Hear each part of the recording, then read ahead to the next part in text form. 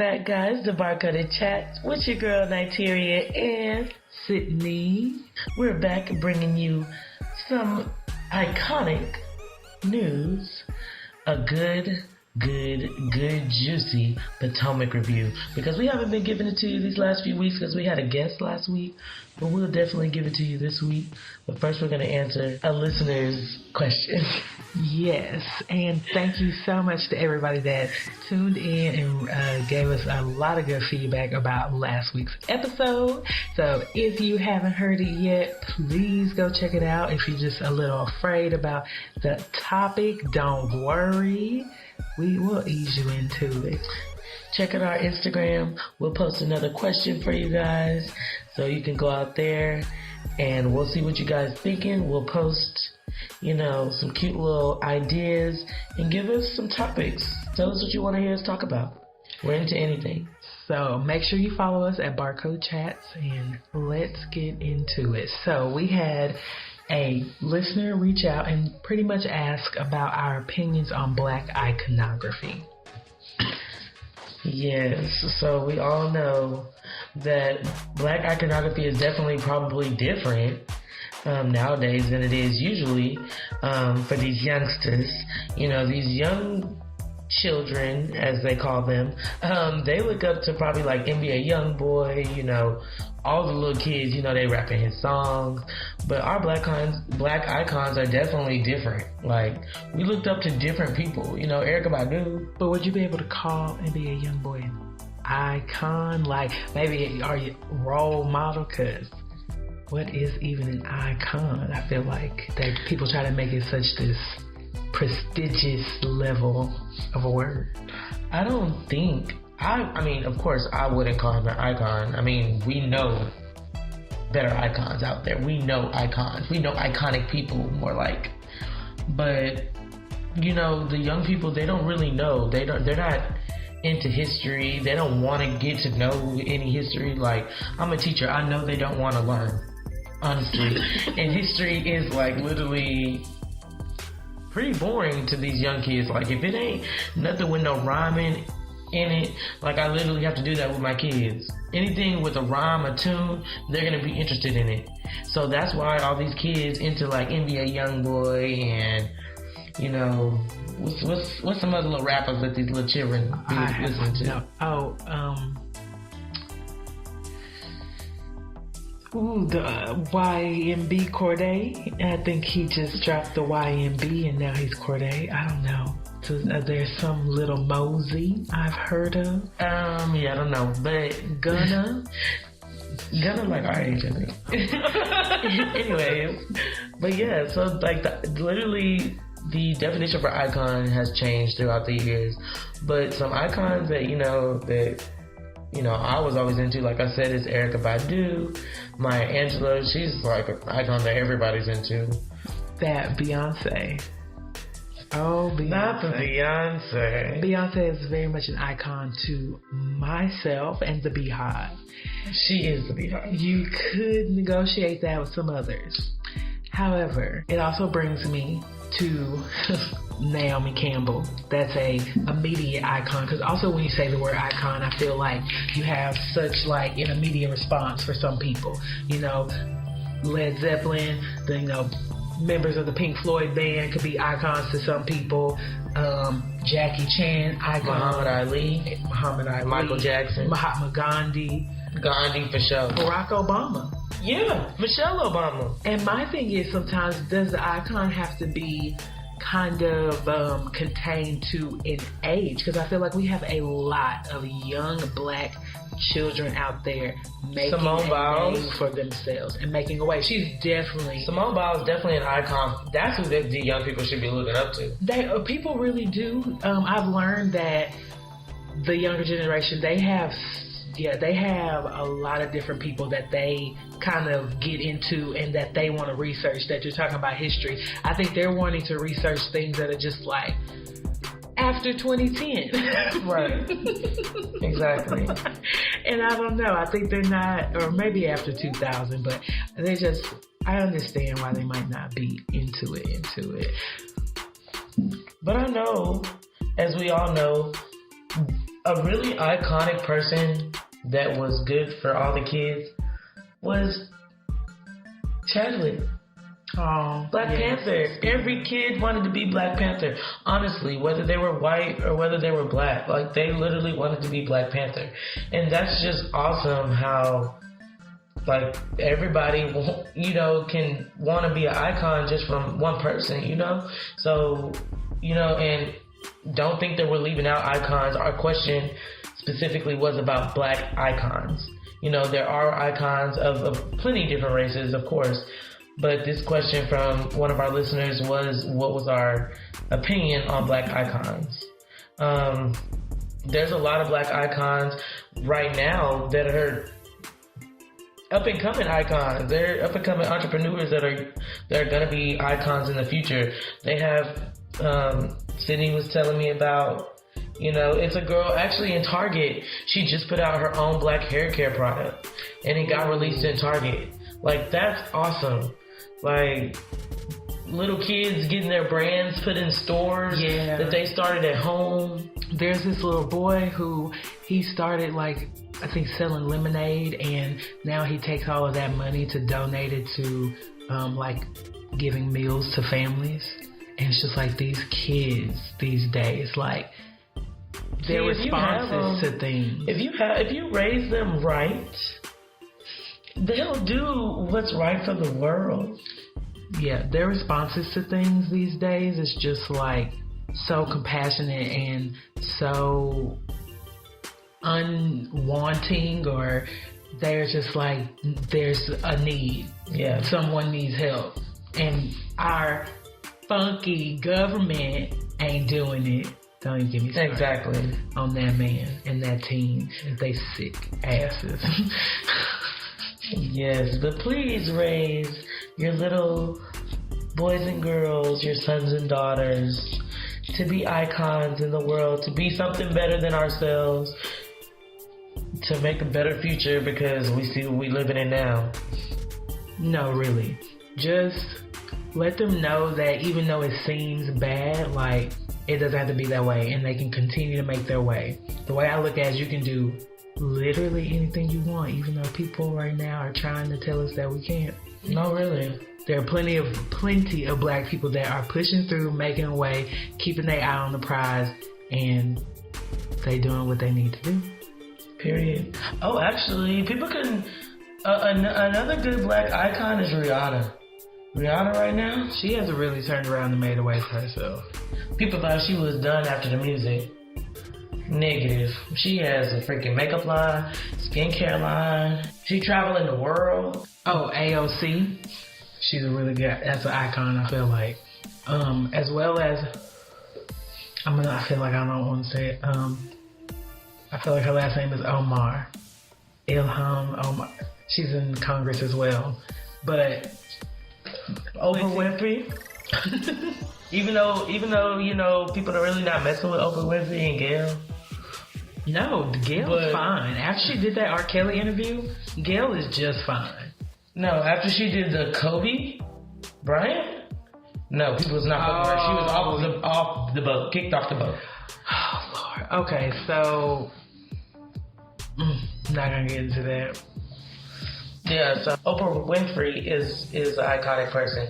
She on OWN. They got hella good shows on OWN. I mean, Michelle Obama is now an icon as well. Go check out her book. She also has a podcast. She sure does. Go listen to her. But I feel that the real thing is that while there are so many icons, and I'm sure there's some that y'all are thinking of, you know, shout them out, send them to us on Twitter. You know, I know there are plenty of other icons like Dr. Martin Luther King, Malcolm X, you know. I recently went to the memorial here, the Say Their Name memorial here. Without me, might I add. It had to be done, but it was just really something else, truthfully. It's like sad that there has to be one, but it's nice to know that there's something to honor them and that it's traveling through every state, I think. So if, you know, get with the people, maybe you can organize and bring it there if y'all aren't already bringing it there. So it was really impactful. because they'll always be icons. So there's Marsha P. Johnson, who is a trans icon. She literally gave her life in for, fighting for what was right. And I just treat trans people better. If you haven't seen that documentary, please go see the Marsha P. documentary. It is so good. It just educates you so much. If you don't know who she is, it'll show you who she is. So go ahead, get your watch on with that. It's very good. Highly recommend it. Please educate yourself, because educate yourself, that way you can educate others around you, and that way we can start changing the narrative, because all of this killing of just not only black people but trans people and just like Latinos, and just the fact that there are still people in cages, like, okay, this took a turn from icons, but just we have to do the work. We have to make a change. We have to vote. We have to do the work. We have to just continually want to be better. And then maybe we can all be iconic in our own rights and turn this fucking shit ass country around. No, really.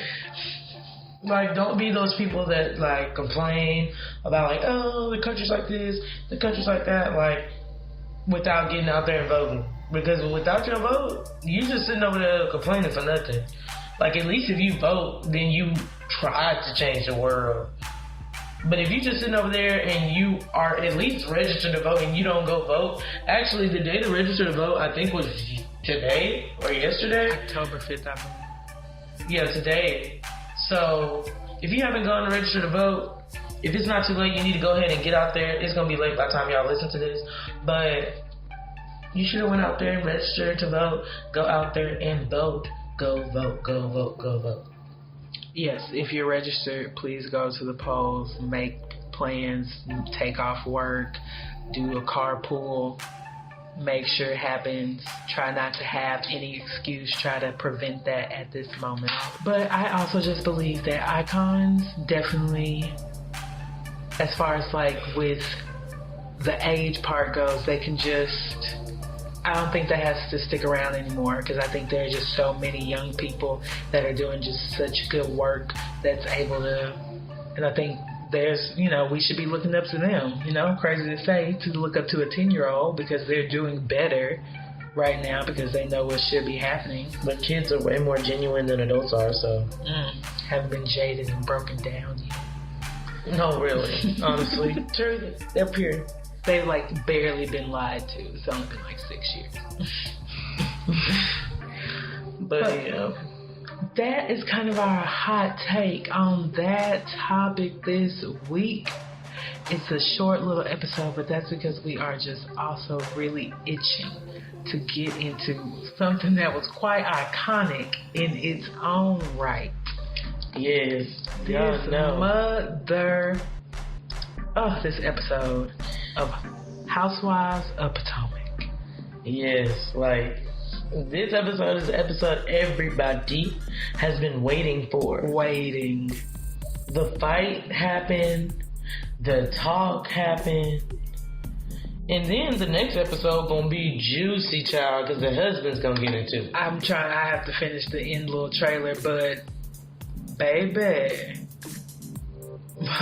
Monique, you know you wrong for even doing all of that. I understand, you may feel something towards Candace, but you literally took out all your anger that you had on anybody ever out on Candace, because you said you've never been in a situation like that. You blacked out, sweetheart. And Candace did not like the fact that you used black out as your term of what happened that night, because that makes all these grown-ass women scared, because it's like, damn, if she black out, how I know she ain't gonna do it to me? How I know she ain't gonna try to pull my weave out my scalp, baby? Because she had a good old grip on Candace. She did, but Candace was unmoved, because, baby, that glue held down. But, just look at it. But, I don't know, it just, I kind of don't really buy into the whole narrative, though, that she is now, Monique has just the stereotype. She just has made us all look so horrible, horrible, horrible. I think they're kind of exaggerating with that. Yeah, they running with that shit. Like, yes, y'all are too damn grown to be out here fighting in public. Definitely. That is very true, because I know y'all in y'all late 30s and 40s. Some may close to 50.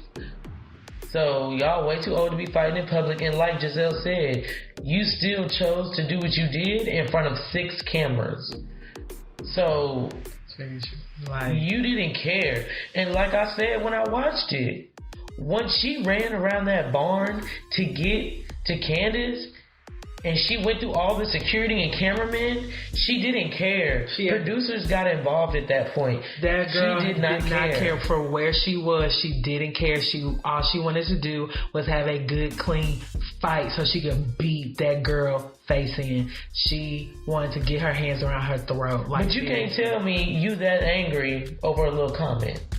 You can't tell me you want to do all of that over a little comment. First things first, this is why I'm kind of, I guess not on Candace's side, but Monique could have also prevented this, which is why you also not grown, because all you had to say was, Candace, why are you friends with Sharice? Or why, anything, just bring up anything, because that's your issue. So that is your issue from the start. You have a problem with the fact that Giselle, messy ass, told you that Candace is now friends with Sharice after y'all kind of stopped being friends for a little bit, which is shady. It is shady, but I also think Monique did something that she wasn't supposed to, like mess with the trainer. And you wouldn't be so mad. We've decided that Candace is friends with Sharice. Because if I didn't cheat on my husband, then I wouldn't even be mad that that's going around, because I didn't do it. Miss Candace, I don't even want to talk about the rumor, because that's how damaging it is to my family. Okay. That's literally what she said in the confessional. Like, girl, that's because you fucked him. Right, because it wouldn't be so damaging if you didn't do anything. Ooh. Yeah.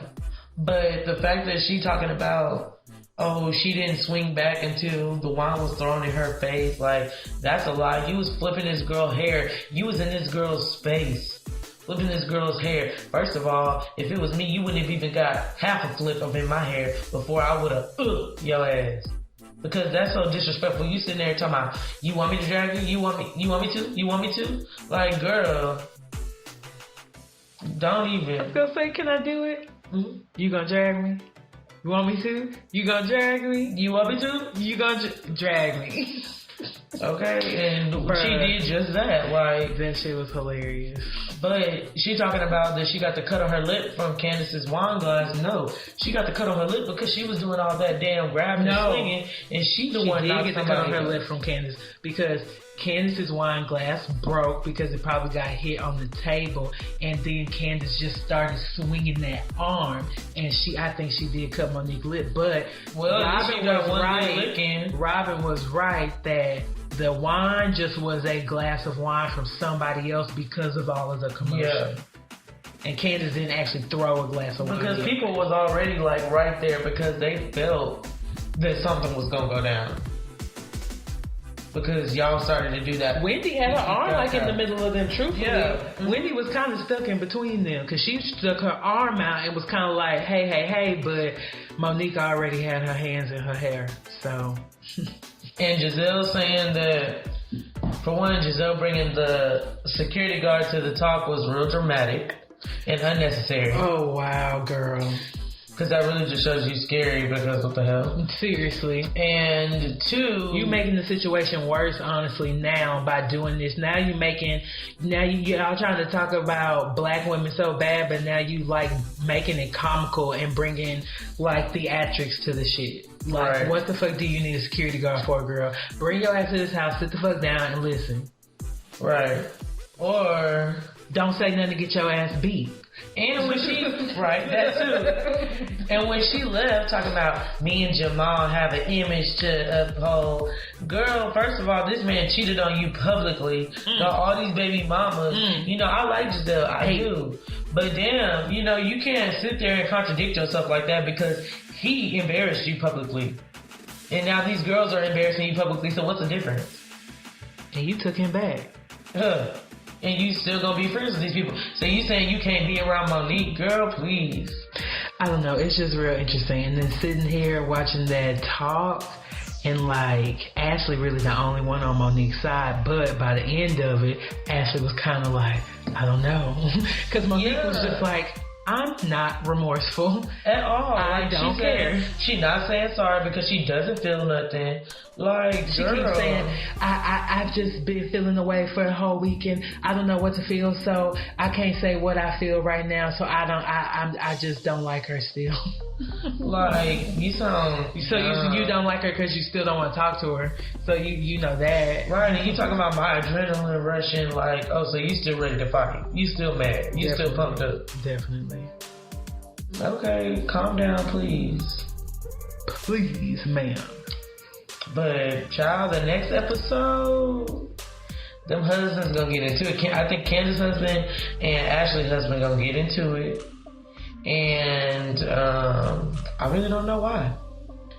But I'm ready. It's gonna be juicy. Yeah, I'm watching. Once again, Ashley looking for her man on the next episode. He probably out there with a man. But hey, you know, I don't understand. She like it, I love it. This show, it is one of the better though. Like, it always has like real good drama. Ooh, Robin, why she got this wig on? I know, child. And she owe the IRS. She always got some financial problems while she trying to talk about somebody. Baby, I think Juan is pissed. I think I'm over it. Look at him. He said he over it. Child. And you know Candace's mama want to bring the lawyers out. They said, we don't want to see Monique in jail. Candace said, don't, do we? Yes, baby. Ooh. And Ashley wrote that statement against Candace. Next episode gonna be so juicy. This looks like a lot. He said, get the fuck out my face. Whoa, this looks like a lot. This looks like a lot. Oh, wow. Oh, wow. If y'all not watching Housewives of Potomac, y'all need to tune in. What are y'all doing? No, seriously, what are y'all doing? Literally, the next episode is gonna be so good, so y'all need to stay tuned for our next episode because we know, we're gonna give you that good review. We're gonna give you that good review. But until then, stay tuned. Follow us on all social networks. I want to say, I actually went and ate at Soul Food Vegan. You see this shit? Like, bro, she went to the memorial without me. She went to the Black-owned beauty supply without me. After we planned to go together. And she went to go eat Soul Food Vegan without me. It's what happened and the way things lined up. We can go. Weren't you supposed to be at work? Let me call your job and tell her that she was out here lollygagging in the streets without me while she's supposed to be at work. So my review. The ghetto. It was really good. I got the nachos, which is made with like a almond queso. It's like a nut queso. It's like a nut-based queso. And then they got like salsa and black beans and like avocado and pea protein and a bunch of some other stuff. They have boudin balls, they have pasta, they have burgers, they have smoothies, all vegan. A lot of the stuff is nut based though, so my nut allergy people though, I don't know what you'll be able to eat there if you are vegan and have a nut allergy, because a lot of their like cheese and stuff is nut based. Please don't. Yes, because I actually have a friend that has a really bad nut allergy, and she went there and ate, and she went to the hospital.